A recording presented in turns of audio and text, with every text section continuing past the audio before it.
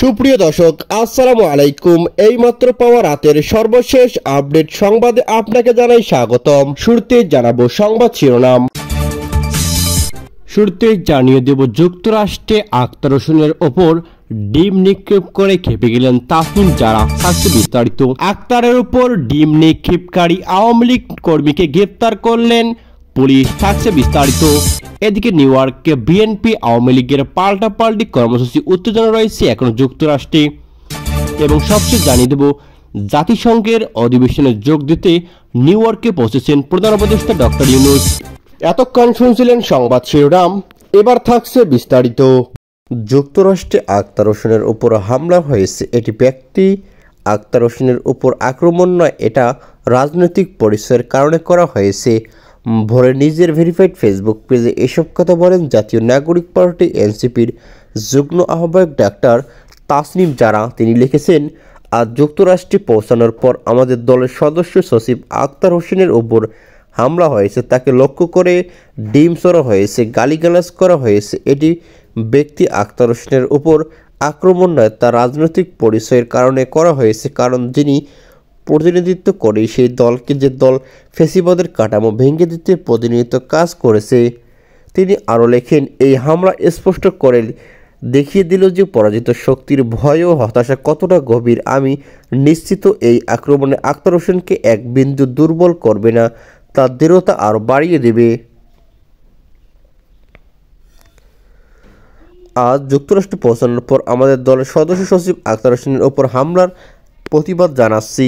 যুক্তরাষ্ট্রে পৌঁছানোর পর জাতীয় নাগরিক পার্টি এনসিপির সদস্য সচিব আখতার হোসেনের উপর হামলা হয়েছে। এই ঘটনায় আওয়ামী লীগের এক কর্মীকে আটক করা হয়েছে। স্থানীয় সময় রাত 9টা 28 তাকে আটক করা হয়েছে। রাতে জানা গেছে, আটক ওই আওয়ামী লীগ কর্মীর নাম মিজানুর রহমান। তার বাড়ির সিলেটে জ্যাকসন হাইটস থেকে নিউ ইয়র্ক পুলিশ তাকে আটক করে। এ সময় তাকে হাতকড়া পরানো হয়। বাংলাদেশ সময় ভোর 5টা 23 যুক্তরাষ্ট্র এনসিপি সদস্য সচিব আখতার হোসেনের ওপর হামলার ঘটনাটি নিজে ফেসবুক পেজে ও সংশ্লিষ্ট পোস্ট দেন দলটির যুগ্ম আহ্বায়ক ডাক্তার তাসনিম জারা। পোস্টে তাসনিম জারা লিখেছেন, আজ যুক্তরাষ্ট্রে পৌঁছানোর পর আমাদের দলের সদস্য সচিব আখতার হোসেনের উপর হামলা হয়েছে। তাকে লক্ষ্য করে ডিম নিক্ষেপ করেছে অনেক দুর্বৃত্তরা। তিনি লিখেছেন, এটি ব্যক্তি আখতার হোসেনের উপর আক্রমণ নয়, তা রাজনৈতিক পরিচয়ের কারণে করা হয়েছে। হামলার পর প্রতিক্রিয়া জানিয়ে আখতার বলেন, আমরা সেই প্রজন্ম যারা হাসিনার গুলির সামনে দাঁড়াতে ভয় পায়নি। অতএব কারো ভাঙ্গা ডিমে আমাদের কিছু যায় আসে না।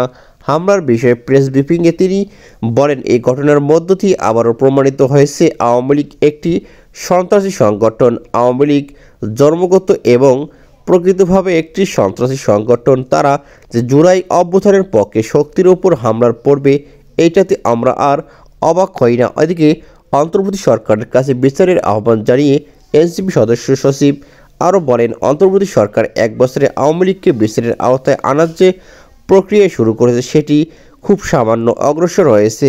আওয়ামী লীগের যেসব সন্ত্রাসীরা বাংলাদেশ থেকে পালিয়ে এসেছে, তারা বিদেশে বিভিন্ন জায়গায় এখনও সন্ত্রাসী কর্মকাণ্ড করেছে। অন্তর্বর্তী সরকারের কাছে আহ্বান রাখব, আওয়ামী লীগের যেসব লোকজন দেশে এবং দেশের বাইরে হামলা করেছে তাদের অতি দ্রুত বাংলাদেশে ফিরিয়ে এনে বিচারের আওতায় নিয়ে আসবে।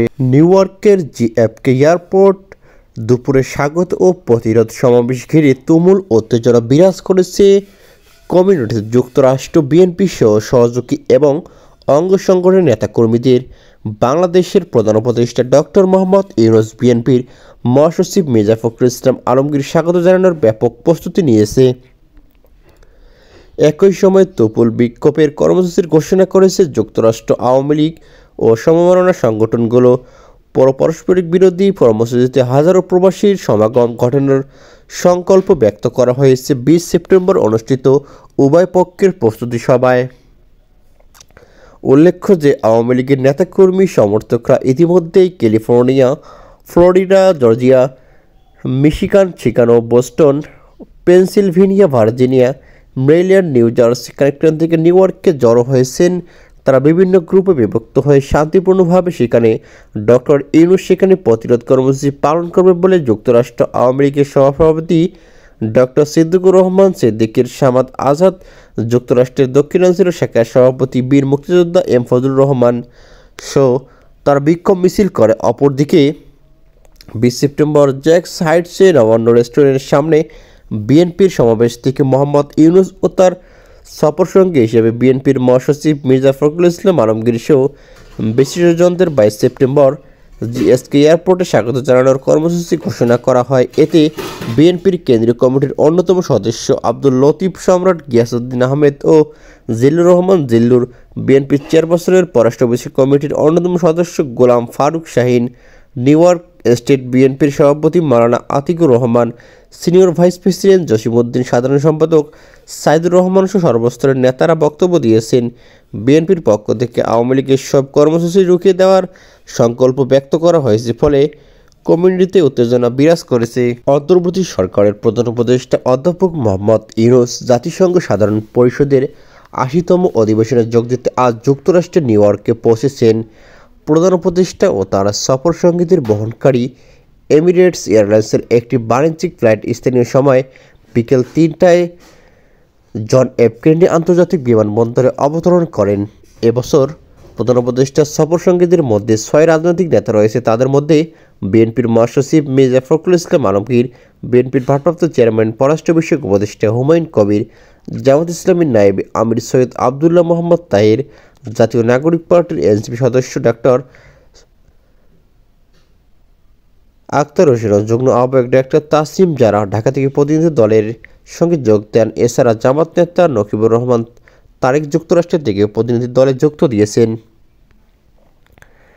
এদিকে এর আগে 22 সেপ্টেম্বর রাত 1:40 বাংলাদেশ সময় প্রধান উপদেষ্টা তার সফর সঙ্গীদের বহনকারী এমিরেটস এয়ারলাইন্সের ফ্লাইটটি হযরত শাহজালাল আন্তর্জাতিক বিমানবন্দর থেকে নিউ ইয়র্কের উদ্দেশ্যে রওনা দেয়। সূচি অনুযায়ী অধ্যাপক ইউনূস আগামী 26 সেপ্টেম্বর জাতিসংঘ সাধারণ পরিষদে ভাষণ দেবেন।